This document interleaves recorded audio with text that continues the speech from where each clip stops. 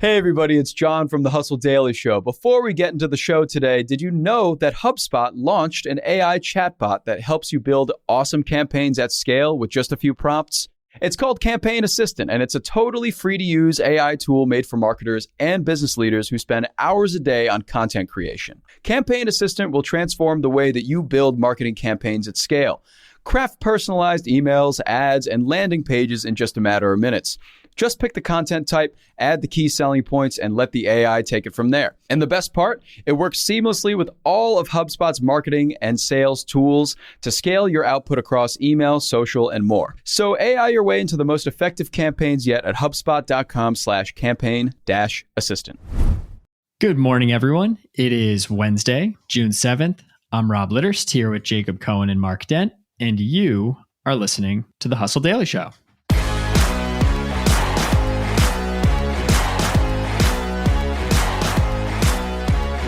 Today, we're going to dive deep on two topics that are near and dear to our hearts. First, Jacob is going to break down the current state of non-compete clauses for American workers.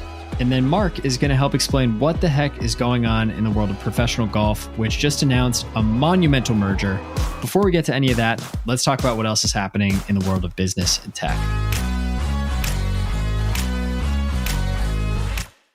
Crypto crackdowns seem to be all the rage these days. The day after suing Binance for alleged securities violations, the SEC also sued Coinbase for allegedly operating as an unregistered exchange. Shares dropped 16%. And what would today's episode be without following up on Apple's biggest announcement in years? Perhaps you heard the Vision Pro headset was unveiled this week. It still costs $3,500. It's still not arriving too soon, but now journalists have actually tried it. And the verdict? It's pretty good. Wall Street Journal tech reporter Joanna Stern called the Vision Pro by far the best headset out there. And Marcus Brownlee, aka MKBHD, said some features are the best I have ever seen in any VR headset by a mile. It's still pretty expensive though. It is. Swimply, the app that lets you rent other people's pools, will now also let users rent pickleball courts. And Gannett, which owns 218 daily media outlets in the US and UK, may have a bit of a problem. Journalists in 7 states walked off their jobs this week in protests, citing both inadequate pay and increased work duties. And lastly, in the genius marketing move of the day, there is now a Cheez-It filling station in California's Joshua Tree National Park. But instead of gas, the pump shoots out little bags of Cheez-Its. This is genius on multiple levels. I mean, first of all, everybody loves Cheez-Its. Second of all, a lot of the people that are going to the Joshua Tree, I think, might be on some substances that might make you a little bit hungry, and Cheez-Its are just going to fill that void perfectly. Yes, I would agree with that. All right, so let's get into the big stuff today. JC, can you tell us what is going on with non-competes? I know they're a massive annoyance to a lot of tech workers and people in other markets. What's the current state of these things? Yeah, so it's a story about a document that directly impacts tens of millions of Americans, for better or worse. Most would tell you for worse. And changes to it can potentially have an enormous impact on the economy. So I think first, to clarify just what are non-competes, for those who might not really know. So a non-compete is this document that a worker has to sign to be able to start a job at a company that limits when and where the worker can go work if they decide to leave. You'd expect, when you leave a job, that's it, right? But it's really not the case. And it makes for a kind of nasty imbalance of power. Originally, they actually made a lot of sense. Non-competes were used really for high-level executives at companies who were in possession of trade secrets. So that makes sense. But today they're found everywhere for all levels and all kinds of positions. There's even some horror stories of non-competes being used for low-wage restaurant workers. The big picture problem here from a worker mobility perspective is that we're living in a world where your boss can essentially maintain control over not just your current job, if you think like the classic climbing the corporate ladder narrative, but also your future job in terms of this non-compete wall that's blocking you, so to speak. The point is, very few companies are really using these for what they were originally intended for, and that's why you're seeing lots of pushback now in the news around them. So working in tech, you hear about these all the time. I think you gave a really great breakdown on kind of what they are, but why are they in the news right now? Yeah, so earlier this year, the Federal Trade Commission proposed a law banning noncompetes. And that's expected to be voted on next April. There could be some changes to it by then, but it was a big deal that they proposed that. Then late last month, Minnesota became the fourth state, along with California, North Dakota, and Oklahoma, to ban post-employment non-compete agreements. And a couple weeks back, also, the General Counsel of the National Labor Relations Board said overly broad non-compete agreements violate the National Labor Relations Act. So there's just been an increasing amount of pushback against them and other agreements like them. But I think most interesting to me is what's their impact on the economy at the end of the day? Like, how does this impact people's wages and the economy at large? And a lot of people will tell you non-competes are exactly that, anti-competition. So some will argue they put the no in innovation also. They prevent mobility, which can prevent efficiency in the market. It can slow down product development of new technologies. Not super capitalistic by the sound of it, right? Studies have found some 18% of U.S. workers are bound by these contracts, and the FTC says a ban would open up career mobility for 30 million Americans and increase wages by, get this, $300 billion a year in the US. So, it's a document that's problematic for millions and millions of Americans, and it may be going away next year. Who knows? We'll see. Yeah, when I think about this, I think of like somebody from Coke running away with the secret recipe and like taking it to Pepsi or something like that. Exactly. There's been stuff like that happening. What was the lawsuit? I think one of Google's autonomous driving engineers left to go to Uber and like took a bunch of the documentation for like what they were working on. And so there's a massive lawsuit about that. But the number of workers where this is actually an issue, where they would actually have enough specialized knowledge to make a difference, is so small. It just seems super prohibitive, especially when you're like kind of limiting the mobility of younger workers who are trying to create expertise in a specific domain, right? And it's like, well, You're going to learn a ton about this, but you can't go to any of these other companies that do this, And even if you have expertise in a domain already, it's like if you're looking to switch your job for some reason, move to a different company, and you only have a specific area of expertise, you might be prevented from going anywhere, which is problematic, doesn't make a lot of sense. It's also weird, and this is more with regard to non-solicitation agreements. There are people who aren't able to go work with someone who just happened to leave their company, even if they're working in a completely different industry. So these rules have gotten to this point where the real use cases and the real world instances of how they're being used just don't make a lot of logical sense. And I think people are figuring that out. Obviously, now we've had a really hot labor market. Workers have been pretty empowered to take a stand on some of this stuff. And I think that's what we're seeing more of. All right, Mark. So I don't know how many listeners pay a ton of attention to professional golf, but there has been a lot of drama in the golf world over the last year with the emergence of the LIV Tour, which is basically another professional golf tour that has lured a lot of golfers away with a lot of money from the PGA Tour.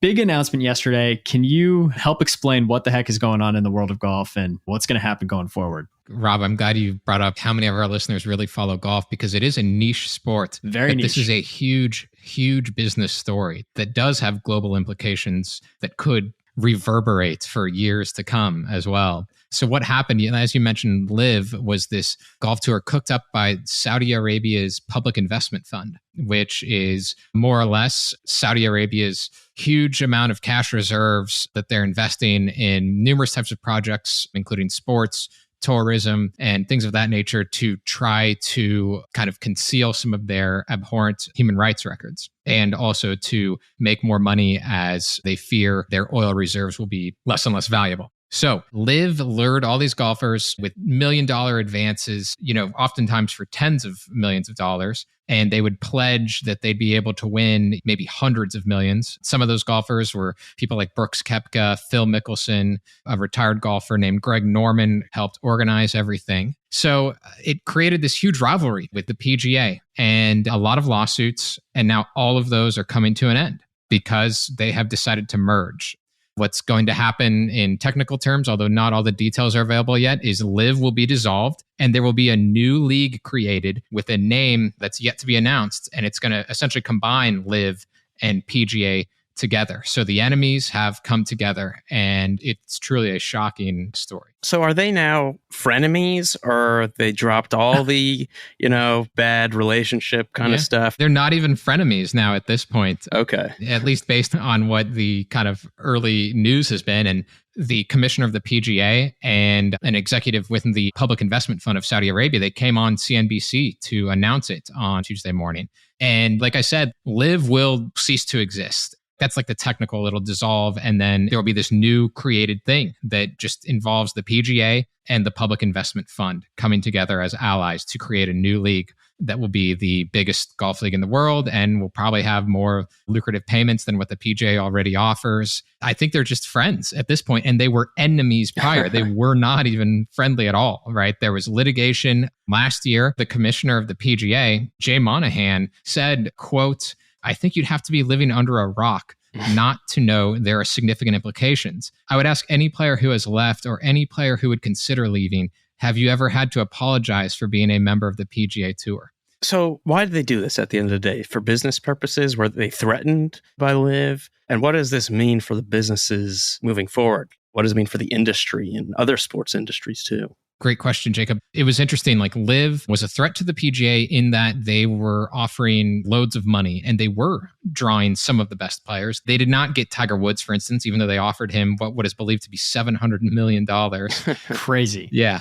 But at the same time, LIV, the tournaments just didn't seem like that big of a deal. They were able to get a TV contract only with the CW. So in some ways, they didn't seem all that serious. And then in some ways, they seemed very serious. Golf is interesting. They really rely on sponsors in a very major way. And yeah, there was a lot of thought that, LIV might not attract sponsors because they're affiliated with Saudi Arabia. And now that the PGA has agreed to merge with the Public Investment Fund, under the terms of this agreement, or at least what's been seen so far, the Public Investment Fund, according to the New York Times, is, quote, the exclusive investor in this operation. And they are expected to kind of have like a first right of refusal on a lot of like investment things. So they could even kind of like build up their power more within this new organization. You also asked about like, what does this overall mean for sports? Saudi Arabia has been getting involved in sports, not just in golf. The Public Investment Fund, they have their hands in the English Premier League. There's also a soccer league in Saudi Arabia that has been recruiting a couple of the best players in the world, Cristiano Ronaldo and Leo Messi. So you have to wonder, how far does Saudi Arabia want to take this? Are they going to get involved in a lot of other sports? It only took them more or less 1 year to really get all the way inside of golf.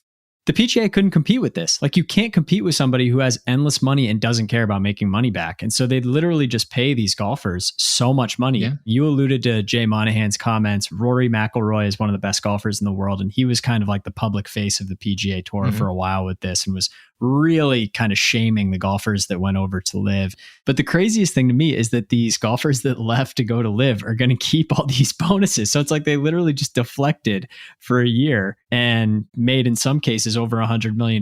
That is a huge amount of money for a golfer. Other professional sports, pro basketball, there are players who make that in a couple years, 3 years, 4 years. But for golf, that's insane. Like no golfer other than Tiger has made that much money. Right. Some of these LIV events, like I mentioned, were not exactly these huge TV deals, but the golfer who got last place at those events would still get somewhere in the range of maybe hundreds of thousands, I think maybe even $1 million. And you wouldn't get close to that if you finished dead last in the PGA. You'd make a fraction of that. I mean, it's not a bad gig, don't get me wrong, to be on the PGA, but the last place golfer in LIV was paid exceedingly well. Yeah, I don't know if you guys looked at Twitter at all today, but you can just see the LIV guys relishing this. Phil Mickelson tweeted, "Awesome day today," with one of those cheeky smiley faces. Brooks Koepka tweeted, "Welfare check on Chambly," who's an announcer for the PGA Tour who is vehemently against LIV. So they're just obviously relishing the moment. And a lot of the PGA Tour guys are obviously on the other side of it. But as a golf fan, I'm just excited for all the good golfers to be back because there were a lot of really, really good players that left the PGA Tour for LIV. And as somebody who watches a decent amount of golf, I think it definitely took away from the competition. Not exactly sure how I feel about the Public Investment Fund having such a big role in the future of golf, but definitely excited to watch some better competition on the weekend. We'll see how that turns out.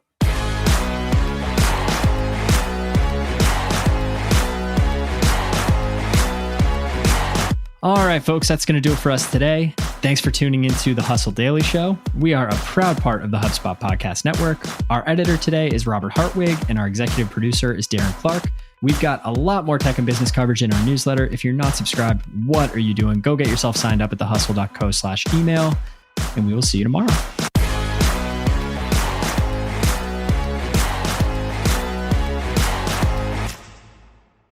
Let me tell you about a show that I've been loving lately. It's called Entrepreneurs on Fire. It's hosted by the incredible John Lee Dumas. It's available now on the HubSpot Podcast Network.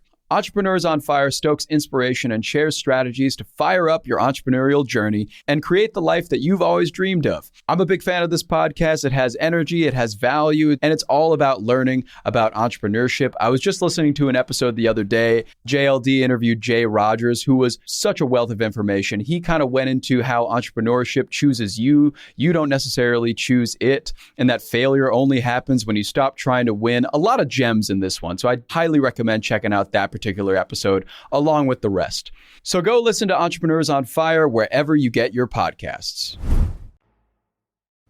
Hey guys, if you listen to the Hustle Daily Show on Google Podcasts, we want to let you know that the option will no longer be available pretty soon. Google is sunsetting its podcast app sometime in early 2024 in favor of YouTube Music, and we want to give you a heads up before it's too late, since that time's almost here. The Hustle Daily Show is available everywhere and anywhere that you listen to podcasts, like Apple Podcasts and Spotify. If you're using YouTube Music, we are there as well. If you're an Android fan, there are plenty of apps like Overcast, Pocket Casts, Player FM, and more. So just search for us wherever you decide to listen to your favorite podcasts.